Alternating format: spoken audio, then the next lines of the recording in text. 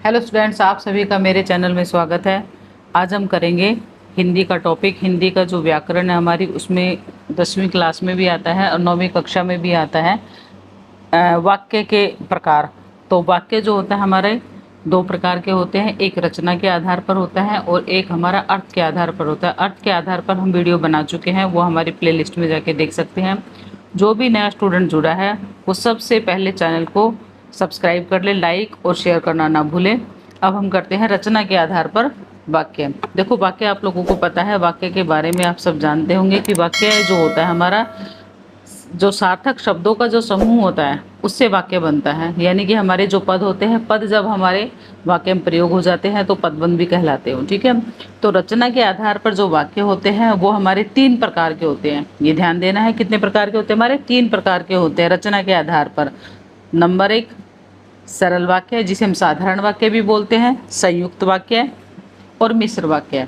सरल वाक्य हमारा, साधारण वाक्य बोलने से ही पता चल रहा है कि सिंपल वाक्य हमारा। ठीक है। संयुक्त वाक्य, संयुक्त सम प्लस युक्त, इकट्ठा करना, सम प्लस युक्त इकट्ठा करना, दो यानी कि एक या दो वाक्य जो होते हैं उनके लिए बोला है।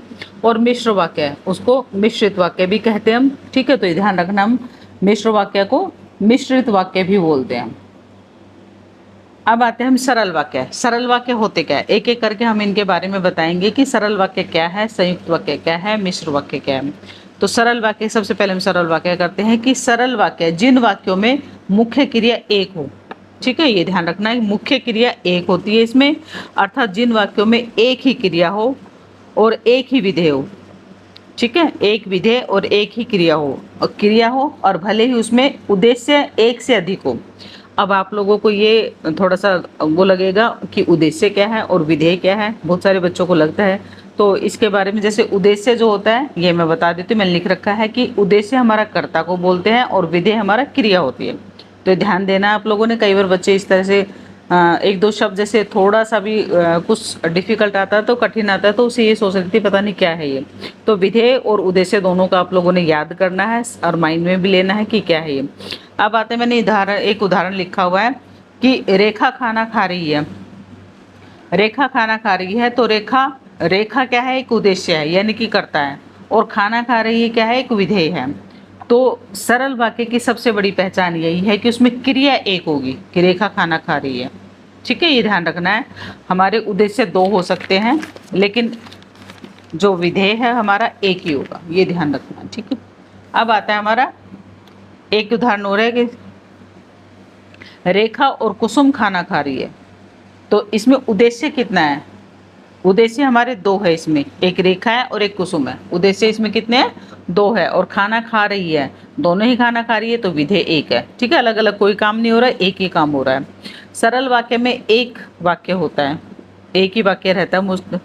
सरल वाक्य के जो अन्य दूसरे कुछ और उदाहरण भी है तो मैं बता रही हूँ आपको कि जैसे धूप निकल रही है, सिंपल वाक्य है, इसमें कोई भी कठिन शब्द नहीं है, इसमें आराम से हम उसको पहचान सकते हैं। जब हमारे एग्जाम होते हैं तो उसमें सरल वाक्य, मिश्रित वाक्य और संयुक्त वाक्य, इनके बारे में आता है और उनको संयुक्त वाक्य से मिश्रित वाक्य बनाना होता है, मिश्रित वाक्य से सरल वाक्य में बनाना होता है। तो इस तरह के हमारे क्वेश्चंस पूछे जाते हैं 10th क्लास की बोर्ड की क्लास में। ठीक है, तो ये ध्यान देना है। तो धूप निकल रही है, वो हम सबसे लास्ट वाली जो वीडियो बनाएंगे उसमें बताएंगे आप लोगों को कि कैसे चेंज करना होता है। आप दिल्ली कब जा रहे हैं? बच्चे मैदान में खेल रहे हैं। देखो, धूप निकल रही है, सिंपल वाक्य हमारा। आप दिल्ली कब जा रहे हैं? ये भी सिंपल वाक्य है। बच्चे मैदान में खेल रहे हैं, ये भी सिंपल वाक्य है। पानी बरस रहा है, ये भी सिंपल एकदम से सरल वाक्य है। मोर नाच रहे हैं, ये भी हमारा क्या है? सरल वाक्य है। ठीक है, तो सरल वाक्य के कुछ उदाहरण लिए हैं, वो आप देख सकते हैं। सरल वाक्य को पहचानना कोई कठिन नहीं है, आसान है। अब आता है हमारा दूसरा है संयुक्त वाक्य। संयुक्त वाक्य को हम कंपाउंड सेंटेंस भी बोलते हैं। इसमें 2 वाक्य इकट्ठे होते हैं और कुछ इसमें योजक, जो समुच्चय बोधक, जो योजक शब्द होते हैं उसका प्रयोग किया जाता है। तो ये ध्यान देना, उसमें कौन कौन से शब्द हम प्रयोग करते हैं वो लास्ट में मैं बताऊंगी, तो वो आप अपनी नोटबुक में लिख सकते हैं, याद भी रख सकते हैं। याद रखने के लिए लिखना ज़रूरी है, तो उनको एक अलग से आप उसके बारे में नोट्स बना सकते हैं। क्योंकि कई बार ऐसा होता है कि बच्चों को पता नहीं होता कि कौन कौन से शब्द आएंगे जिससे हम सरल वाक्य से संयुक्त वाक्य बना सकते हैं या सरल वाक्य से मिश्रित वाक्य बना सकते हैं। तो उसमें कुछ शब्द आते हैं हमारे योजक शब्द होते हैं, उनका प्रयोग करते हैं जिन्हें हम अव्ययी बोलते हैं। जहाँ दो या दो से अधिक उपवाक्य किसी समुच्चय बोधक योजक यानी कि अव्यय से जुड़े होते हैं वे संयुक्त वाक्य कहलाते हैं।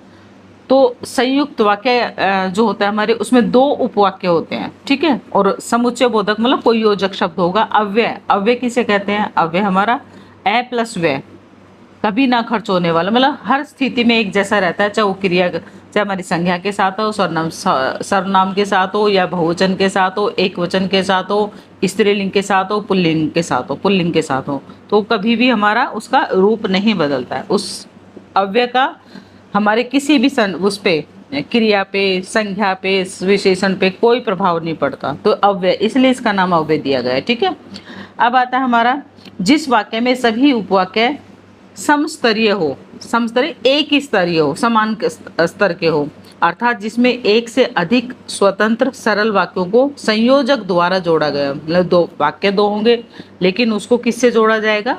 दो एक योजक शब्द के द्वारा जोड़ा जाएगा, जिसे मैंने बताया आपको अव्यय के द्वारा, ठीक है। तो वाक्यों को संयोजक द्वारा जोड़ा जाता है या उसे जोड़ा गया हो, उसे संयुक्त वाक्य कहते हैं, ठीक है। उदाहरण जैसे मैं पढ़ रही हूँ और तुम लिख रही हो, तो देखो दो वाक्य, दो सरल वाक्य, मैं पढ़ रही हूँ, तुम लिख रही, यदि मैं और को हटा देती हूँ यहाँ से तो क्या होगा हमारा? ये अलग से देखो दो सरल वाक्य है, दो सरल वाक्यों को जोड़ा गया है, किससे जोड़ा गया? और से जोड़ा गया है, तो एक शब्द तो मेरा ये आ गया, ये ध्यान देखना है। अव्यय, एक अव्यय तो ये आ गया कि संयुक्त वाक्य में एक शब्द, एक अव्यय कौन सा? हमारा और है, तो इसका आप लोगों ने ध्यान देना है। अब आता है दूसरा, मैंने उदाहरण लिखा उसमें, दिनेश मुंबई से आया और अपने भाई से मिला, ठीक है, तो ये ध्यान रखना है, दिनेश मुंबई से आया और अपने भाई से मिला। अब भी इसमें देखो, इसमें भी है दिनेश मुंबई से आया, आता है वो, और अपने भाई से मिला, तो ये और से जुड़ा हुआ है, और दूसरा भी काम किया उसने, दोनों ही हमारे सरल वाक्य है। मुख्य बातें हमने कुछ, इसकी कुछ महत्वपूर्ण बातें होती है वो हम समझेंगे अब कि क्या होता है इसमें। देखो इसमें आए सरल वाक्यों का स्वतंत्र प्रयोग हो सकता है, ठीक है, ये पहली लाइन है, हमने ये याद रखना है कि इसमें जो भी सरल वाक्य आते हैं वो स्वतंत्र प्रयोग हो सकता है, ठीक है, ये ध्यान देना है।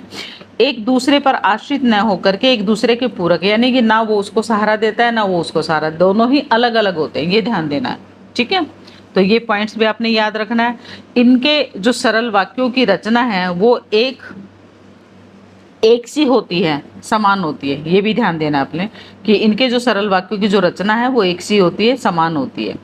अब जैसे उदाहरण लिखा है, मैं खाना खा रही हूँ और घर जा रही हूँ, तो सरल वाक्य है, सिंपल वाक्य है, दोनों का काम, जैसे मैं खाना खा रही हूँ और घर जा रही हूँ, मतलब कोई वाक्य जैसे हम बोल देते हैं कि अभी खाना खा रही हूँ फिर मैं घर जाऊँगी, ठीक है, जैसे स्कूल में हो, कॉलेज में हो, कहीं ऐसी जगह हो, तो उसके बारे में बोला गया। अब आप इसका जो चौथा है पॉइंट है, जो महत्वपूर्ण पॉइंट है उसका, यह है दो विरोधी तर्क वाले वाक्यों को एक वाक्य नहीं बनाया जा सकता। जैसे दो विरोधी वाक्य है, अलग अलग वाक्य है, उनका, उसका काम अलग है, उसका अलग है, तो उनका वाक्य नहीं बनाया जा सकता इसमें, तो यानी कि संयुक्त वाक्य उसको नहीं कह सकते। जैसे राम कंजूस है किंतु मैं पैसे खूब खर्च कर, देखो कंजूस भी बता दिया यहाँ पे और पैसे भी खूब कर दो, तो विरोधी हो गए ना दोनों, तो उससे वाक्य नहीं बन सकता। अब कभी कभी विशेष प्रभाव उत्पन्न करने के लिए और, किंतु आदि शब्दों की जगह पे हम क्या करते हैं? अल्प विराम का प्रयोग कर देते हैं। तो ध्यान रखना है कि कई बार क्या है कि वाक्य को बनाने के लिए, संयुक्त वाक्य को पूर्ण बनाने के लिए कई बार कोमा का भी प्रयोग किया जाता है। तो कोमा का यदि प्रयोग होता है तो ये हमें ये थोड़ा ध्यान देना है कि हमारा कौन सा वाक्य है? संयुक्त वाक्य है, यानी कि किंतु या परंतु के आदि और के स्थान पे, या के स्थान पे, तो हम क्या कर देते हैं? उसमें कोमा लगा देते हैं, ठीक है। देर हो रही है, मैंने कोमा लगाई है इसके लिए और ब्रैकेट में अतः डाला है, तो यदि कोमा नहीं होती तो अतः आता, अतः जाने दो। यदि मैंने इसमें कोमा लगा दी है, कोमा हटा दिए, तो क्या आएगा? देर हो रही है अतः जाने दो, ठीक है। तो ये ध्यान रखना है आपने। सरल वाक्य में कोई वाक्य अप्रधान अथवा आश्रित वाक्य नहीं होता है। अप्रधान का मतलब दोनों वाक्य प्रधान होते हैं और आश्रित भी वाक्य नहीं होता, यानी कि एक दूसरे पे आश्रित नहीं होता है। तो ये ध्यान रखना, ये महत्वपूर्ण एकदम से पॉइंट है हमारा, ये ध्यान देना। अब आता है संयोजक संयुक्त वाक्य। देखो वाक्य जो है हमारा, संयुक्त वाक्य के 4 प्रकार है, ये ध्यान देना है। कितने प्रकार है? 4 प्रकार है, ये ध्यान देके और आप लोगों ने नोट भी करना है, लिखना भी है। 4 प्रकार होते हैं। एक तो होता है, नंबर 1 होता है संयोजक संयुक्त वाक्य। योजक शब्द जिसमें आते हैं, किससे जोड़ा जाता है? तो इसके जो संयोजक होते हैं वो होते हैं और, तथा और एवं। इन शब्दों का प्रयोग किया जाए उसे संयोजक वाले संयुक्त वाक्य कहते हैं। ठीक है, और, तथा, एवं, ये योजक शब्द हमारा समुच्चय बोधक है, कुछ भी बोल सकते हैं हम, अव्यय बोल सकते हैं। दूसरा आता है विभाजक संयुक्त वाक्य, उसमें हम जो विभाजन करते हैं तो उसमें तो का प्रयोग किया जाता है, ध्यान रखना है आप लोगों ने। विरोध सूचक जो संयुक्त वाक्य किंतु परंतु वाले जो होते हैं ये भी इसी में आते हैं हमारे। इसका ये तीसरा पॉइंट है हमारा, तीसरा भेद है इसका, यानी 4 प्रकार के होते हैं, बोलन 4 प्रकार के होते हैं, तो ध्यान देना। यदि किसी जो भी नया स्टूडेंट जुड़ा है लाइक शेयर सब्सक्राइब करना ना भूलें, ज़्यादा से ज़्यादा शेयर करें और जो बेल आइकन है उस पर ज़रूर दबाएं ताकि आपके पास नोटिफिकेशन सबसे पहले पहुँचे। हाँ, आगे हम करते हैं। जैसे अब चौथा है हमारा परिणामवाची, क्या है ये हमारा परिणामवाची संयुक्त वाक्य है। सीता को अवश्य आना था इसलिए मैं प्रतीक्षा करती रही, क्योंकि इसमें परिणाम आएगा कि वो आएगी तभी मैं तभी उसकी प्रतीक्षा की है मैंने, ये जो उसका इंतजार किया है। ठीक है, तो ये हमारा परिणाम दे रहा है। अच्छा, कुछ जो प्रमुख समुच्चय बोधक अव्यय है वो हम मैं ये एक चार्ट सा छोटा सा ऐसे ही बना लिया मैंने ताकि आप लोगों को कोई दिक्कत ना हो, आप लोग कहाँ से छाटेंगे इसलिए मैंने बना दिया है। तो वीडियो को लास्ट तक देखिए, इसमें कुछ ना कुछ नया मिलेगा और आप लोगों को आसान भी हो जाएगा कि हम कैसे कौन से में संयुक्त वाक्य में कौन से योजक शब्द आते हैं, मिश्रित वाक्य में कौन से योजक शब्द आते हैं। कई बार हमें बहुत ढूंढने पड़ते हैं, पता भी नहीं चलता। तो प्रमुख जो समुच्चय बोधक अव्यय के जो है हमारे वो कौन से, और, तथा, एवं। ठीक है, इसलिए, सो, अतः, ये भी है। नहीं तो, अन्यथा और वरना, लेकिन, किंतु, मगर, पर, इन शब्दों के ये जो हमारे योजक शब्द हैं यानी कि ये जो हमारे अव्यय शब्द हैं इनके द्वारा हम क्या कर देंगे, उनको जोड़ देंगे। वैसे अव्यय है, शब्द नहीं जोड़ेंगे, इसको अव्यय बोलते हैं। इन अव्ययों को द्वारा हम इनको जोड़ते हैं, संयुक्त वाक्य में इनका प्रयोग किया जाता है। या, अथवा, या न, ये चाहे तो, ये तो खैर थोड़ा डीप चला जाएगा, लेकिन इन शब्दों को याद करना आप लोगों ने। और आता है, तथा आता है, एवं आता है, इसलिए भी आता है, सो आता है, अतः आता है। ठीक है, लेकिन, किंतु, मगर, परंतु या पर, नहीं तो, अन्यथा, वरना। ठीक है, अब आता है हमारा कभी कभी संयुक्त वाक्यों में समुच्चय बोधक अव्यय चिन्हों का लोप भी कर दिया जाता है। चिन्ह का क्या है, लोप कर दिया जाता है। वो जो 4-5 मैंने वाक्य लिखे हैं वो बता रही हूँ मैं आपको। दुनिया में रहने वाले रहेंगे, फिर कोमा लगाया मैंने, जाने वाले चले जाएंगे। तो इसमें जो लोप किया गया वो और का किया है कि इसमें क्या लगा सकते हैं, दुनिया में रहने वाले रहेंगे और जाने वाले चले जाएंगे। ठीक है, तो ये ध्यान रखना आप लोगों ने। ये वाक्य बनाया मैंने विदाउट उसके, बिना उसके बनाया है मैंने समुच्चय बोधक के बिना, अव्यय के बिना। क्या सोचा था, कोमा, क्या हो गया। तो इसमें हम क्या लगा सकते हैं, कोमा हटा के क्या लगा सकते हैं, हम पर लगा सकते हैं। ठीक है, ध्यान रखना, पर का लोप हुआ है इसमें। काम किया है इसलिए पैसा तो लूंगा ही, इसलिए आएगा इसमें, लेकिन ये कोमा से हमने उसको जोड़ दिया है। तो कोमा के द्वारा भी संयुक्त वाक्य में, कोमा के द्वारा भी हम वाक्य को पूरा बना सकते हैं, ये ध्यान देना आप लोगों ने। अब आता है हमारा, कुछ उदाहरण लिखे हैं मैंने इसके लिए, अलग अलग वो लिखे हैं, तो ये ध्यान देना आप लोगों ने। अलग अलग, बिल्कुल अलग अलग, सब में अलग अलग प्रयोग कर रखे हैं मैंने। जो वे है, यात्री बैठ गए और बस चल पड़ी। ठीक है, तो और से जोड़ा है इसको, यात्री। दोनों वाक्य देखो स्वतंत्र है और एक दूसरे के पूरक है, एक दूसरे पे आश्रित नहीं है। ठीक है, बिजली नहीं है इसलिए अंधेरा है, इसलिए इसे जोड़ा है। कोमा से भी जोड़ सकते हैं, बिजली नहीं है, कोमा, अंधेरा है। ठीक है, यात्री बैठे हैं, कोमा लगा के हम बस चल पड़ी। कार से चलेंगे ताकि समय पर पहुंच जाएं। अब ये ताकि आया है, तो ये कुछ शब्द का प्रयोग देखो, और आया है इसलिए आया, ताकि आया। अब आता है परंतु का प्रयोग किया है। आभा ने आगरा जाना था, जाना सॉरी गलत लिख दिया, जाना था परंतु गोवा चली गई। ठीक है, यह परंतु का प्रयोग हुआ है। आप चाय लेंगे या कॉफी लेंगे। गुजरात का भुज नगर पूर्णतः, ये पूर्णतः वैसे शब्द है, ये पूर्णतः ध्वस्त हो गया क्योंकि भूकंप आया था। ठीक है, ये वाक्य थोड़ा ध्यान से देखेंगे।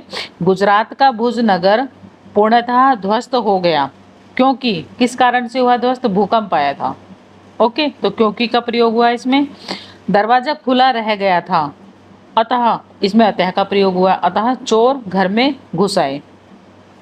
भ्रष्टाचारी जया चुनाव जीत गई, किंतु ईमानदार माधुरी हार गई। तो ये कुछ वाक्य है, मैं दोबारा से आप लोगों को दिखा देती हूँ कि थोड़ा सा, यदि आप लोगों के पास में थोड़ा सा देख सकते हैं, लिखना चाहे तो इनको लिख सकते हैं, अपने नोटबुक में लिख सकते हैं। ये रचना के आधार पर वाक्य है।